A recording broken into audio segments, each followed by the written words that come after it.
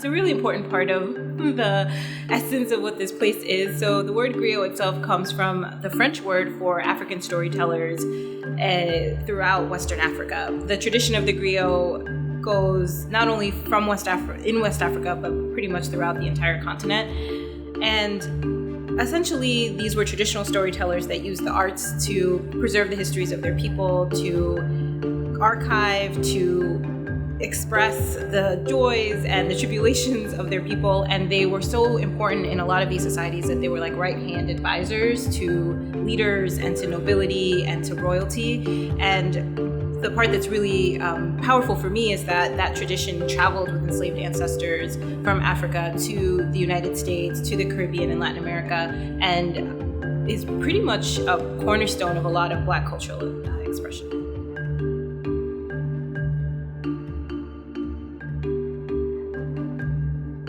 Hi, I'm Nicole Fenoy-Amhara, and I'm the owner and founder of Griot Arts. Yes, I've been in Rochester 10 years. This is my 10th year in Rochester. I'm originally from New York, but I've lived in a lot of other places. So I've always liked being in Rochester. I feel like there's a lot of possibility here and a lot of potential.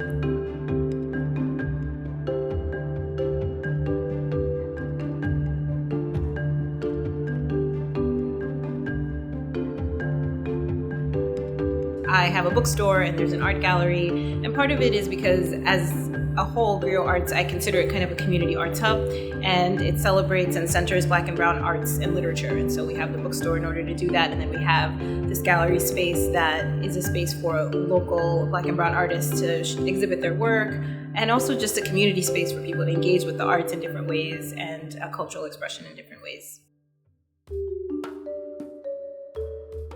Yeah, I mean, I think it's sort of innate in the history and the struggle, but also the beauty and the joy of being a Black person. And it's really important for me, especially in the times that we're living in, to be able to have a space where the books that are here center not just the histories and the stories of Black and brown people, but also the struggles, social justice, and also give us some tools. I feel like right now we're living at a time where there's an inordinate amount of book bans and challenges. A lot of the books I have in this space are among those challenged and banned books just by virtue of them centering either queer stories or stories and histories of Black and brown people. And then I have a lot of like tools. So you'll see a lot of books here that are about kind of like the current moment and how we can move through it as communities, as individuals. Some of the canonical social justice books are in here and some newer things as well. And I always have those on hand because I think it's so important. I have a lending library that I have had since the very beginning, even when I was just kind of popping up in different spaces, that allows people to take out these books. It's called the Liberation Lending Library, and people can just take the books out as they want for a month. And it's just, they're books that I feel like people should just have, and they shouldn't have to buy them if they can't, but they should be able to have access to them and read them.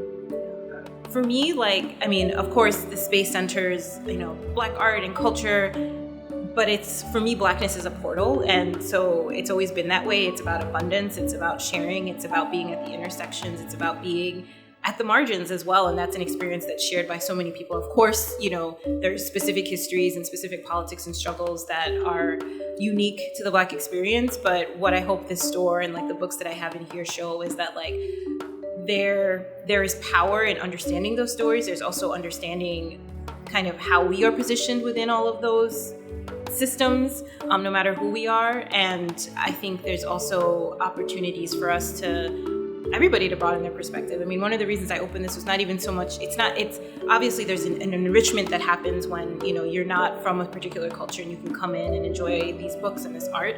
But specifically for Black and brown people in our community, it's not like everyone knows Black history. I have youth in here that come in, small children that we've worked with over the summer, and a big part of the programming is to teach them a little Black art history. When else are they going to get that? When else are they going to be able to learn about ceramicists and quilters and painters and writers that look like them, especially again at this time when those things are slowly being erased or people don't want them to be taught. And so part of it is also enriching everybody and making this place feel like yes, like we can all be welcome, we can all be inclusive, we can all find power and solidarity, but then also to be able to have people come in here and feel seen and like land here as a place of sanctuary and say, there's nowhere else where I can come and I can see paintings on the wall of people that look like me or my parents or my ancestors. There's no place else I can pick up a book. And I love that people can do that. And then at the same time, I'm very, very intentional about the intersectional piece of it. Like